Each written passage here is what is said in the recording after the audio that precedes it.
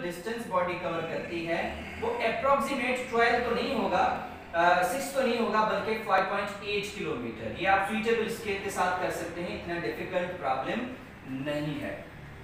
अब उसके बाद ये तो कुछ प्रॉब्लम्स थी जो हमने डिस्कस किए, मगर सबसे जो इंपॉर्टेंट प्रॉब्लम है वो हमारे पास ये प्रॉब्लम है, ठीक है।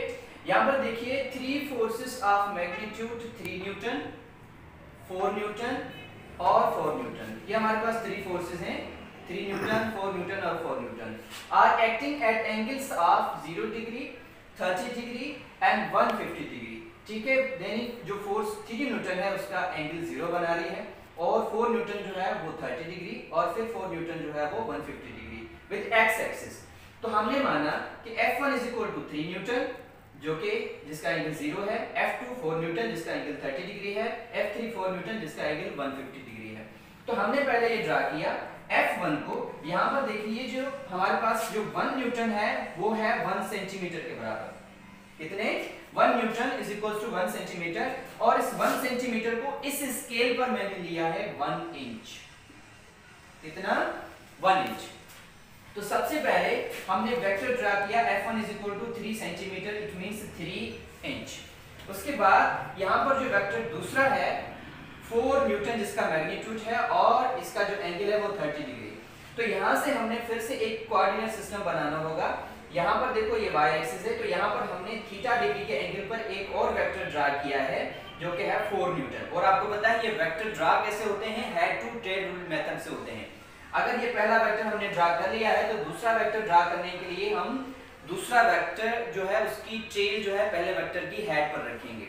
अंडरस्टैंड? इसी तरह से हमने तीसरा वेक्टर ड्रा करना है जिसका मैग्नीट्यूड है 4 न्यूटन और एंगल बना रहा है 150 डिग्री।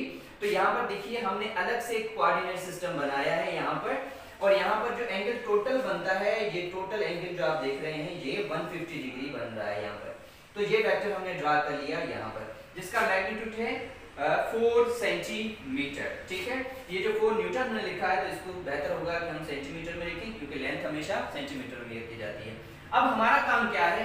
हमारा काम है कि इस वेक्टर का रिजल्टेंट मालूम करना कि अब ये बॉडी किस पोजीशन पर मौजूद है, कितने डिस्प्लेसमेंट पर। तो यहाँ पर देखिए इस पॉइंट से, इस ओरिजिन पॉइंट से अब बॉडी जो है इतने डिस्टेंस पर दूर है, यानी अगर हम मेयर करेंगे तो ये टोटल 5 सेंटीमीटर बनता है। कितना? 5 सेंटीमीटर। जबकि हमें जो फोर्स गिवन है वो है न्यूटन में, तो हम इसको कंसीडर कर सकते हैं कि इसका जो मैग्नीट्यूड होगा वो 5 न्यूटन होगा। इसी के साथ अब ये जो एंगल है, एंगल हमेशा हम डी स्केल से मेयर करते हैं, ठीक है। तो इसका एंगल जो अप्रोक्सीमेट बनता है that is 53 degree with x axis, या आप यूं कह सकते हैं कि नॉर्थ ऑफ ईस्ट। अच्छा, ये प्रॉब्लम आई होप कि समझ आया होगा। इतना डिफिकल्ट नहीं है, आसान सा प्रॉब्लम है, लेकिन चीजें थोड़ी सी कंसीडर करना मुश्किल हुआ करती हैं। The 5.5 problem, find the x and y component of the following forces by trigonometric method। ये जो हमारे पास प्रॉब्लम है इसके हमने x और y कंपोनेंट मालूम करने हैं बाय ट्रिग्नोमेट्रिक मेथड।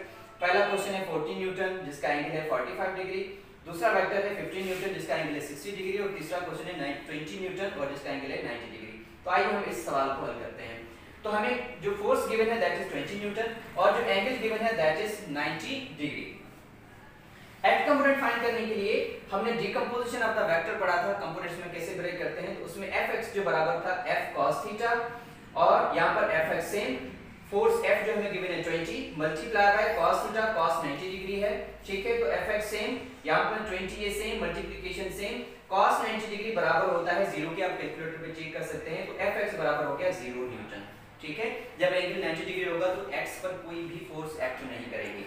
इसी तरह से हमें y कंपोनेंट चाहिए, तो y कंपोनेंट हासिल करने के लिए fy f sin theta, fy same और f की वैल्यू है 20 मल्टीप्लाई बाय sin 90 डिग्री, और sin 90 जो है वो कैलकुलेटर पर चेक कर सकते हैं, हमने आपको क्लास में भी सिखाया था। ये बराबर होता है 1 के। तो fy 20 न्यूटन। तो रिस्पेक्टिव आपके पास जो कंपोनेंट है fx और fy आपको मिल चुके हैं। अब हमारे पास लास्ट प्रॉब्लम है, ठीक है, ये वाला 5.6 प्रॉब्लम, ठीक है। इसमें हमने क्या करना है, determine completely the resultant displacement vector in each of the following. तो हमने पहला एग्जांपल लिया है कि x कंपोनेंट हमारे पास जो है वो 5 किलोमीटर है और y कंपोनेंट जो है हमारे पास 3 किलोमीटर है। तो हमने क्या करना है, रिजल्टेंट वेक्टर यानी हमें कंपोनेंट मिले हुए हैं, अब हमने वेक्टर बनाना है, कंपोजिशन करनी है वेक्टर की।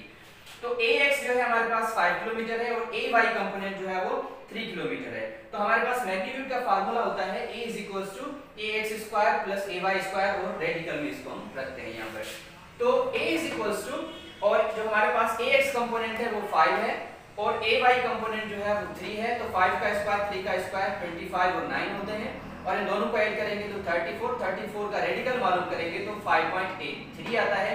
जबकि हमारे पास जो कंपोनेंट थे किलोमीटर में गिवन है तो यहाँ पर इसका रिजल्ट भी किलोमीटर में होगा। अब हमने फाइंड करनी है वेक्टर की डायरेक्शन। तो वेक्टर की डायरेक्शन फाइंड करने के लिए हम फार्मूला इस्तेमाल करते हैं theta tan inverse component of y divided by component of x या y component divided by x component. Theta tan inverse ay हमें गिवन है 3 और ax गिवन है हमें 5, तो इनको हम डिवाइड करेंगे यानी tan इनवर्स के फार्मूला से। आपको परेशानी होगी अगर कैलकुलेटर में, तो कैलकुलेटर में आप ऐसा करेंगे शिफ्ट दबाकर फिर tan को दबाइएगा और वैल्यू लिखिएगा, आपको ये थीटा डिग्री मिल जाएगा। यानी थीटा 31 डिग्री जो कि एंगल बनता है वो x एक्सिस के साथ बनता है।